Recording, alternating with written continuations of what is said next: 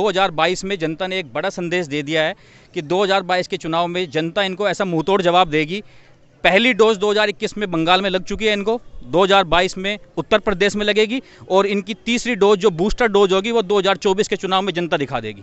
उसके बाद राकेश टिकैत जी भी करते आ रहे हैं कि हम दवाई देंगे, तो आप लोगों ने भी मन मना लिया। टिकैत जी का ये संदेश उनका खुद का संदेश नहीं है, ये संदेश एक आम किसान का संदेश है, एक किसान बिरादरी का संदेश है।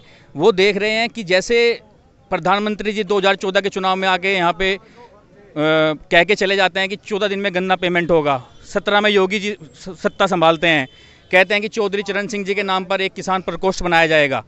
आज 1 साल हो गया है गन्ने का भुगतान जो लंबित है सभी चीनी मिलों पर। किसान आज अपने बच्चों की पढ़ाई की फीस जमा नहीं कर पा रहा है, किसान आज अपने बच्चों की शादी नहीं कर पा रहा है।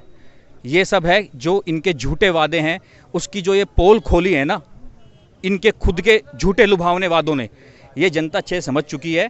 इसी जनता ने, इसी किसान बिरादरी ने इनको भारी तादाद में 17 और 14 के चुनाव में और 19 के चुनाव में वोट दी थी। बट आज के समय में यही किसान बिरादरी इनसे मुंह मोड़ चुकी है और 22 का चुनाव इनका ऐसी चुनाव होगा जो इनको सबक सिखाएगा कि लोकतंत्र ही सबसे बड़ा धर्म है इस देश में। अगर आप लोकतंत्र के खिलाफ लोकतंत्र को आप दबाने की कोशिश करेंगे, तानाशाही पे उतरेंगे, तो जनता उसके लिए मुंह तोड़ जवाब देने के लिए तैयार बैठी है। इतनी नाराजगी क्यों है भाजपा से कि मोदी जी तो किसानों की आय बढ़ा रहे हैं? आप बताओ, आप किसान हो क्या हो? आप बताओ आपकी कितनी आय बढ़ी?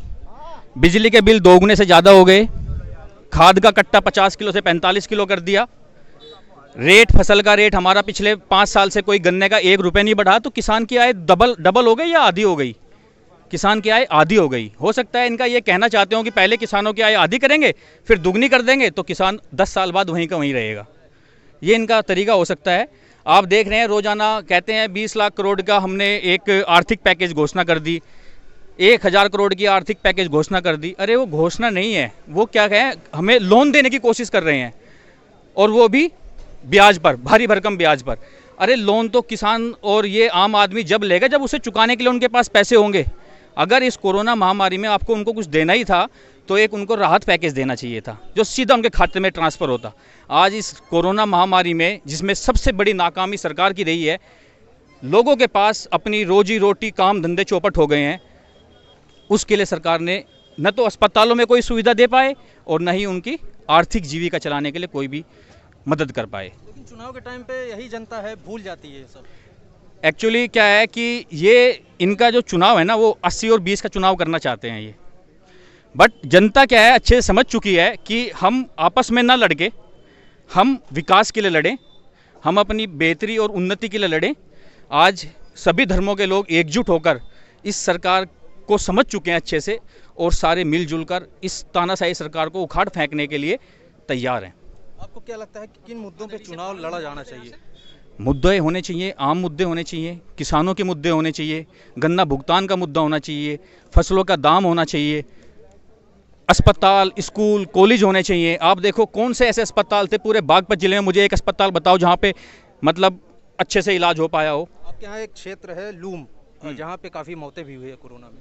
केवल लूम ही नहीं, आप अगर देखेंगे पूरे बागपत जिले में सभी गाँवों में, सरकारी आंकड़े पे आप मत जाइए, अगर आप ज़मीनी आंकड़ों पे जाएंगे ना तो कोई ऐसा गांव नहीं है जहाँ पे अधिक संख्या में मौतें ना हुई हों। वो क्या है, प्रशासन की सीधी सीधी लापरवाही है। सीधी सीधी लापरवाही होने के बाद अस्पताल नाम की यहाँ पे चीज़ नहीं है।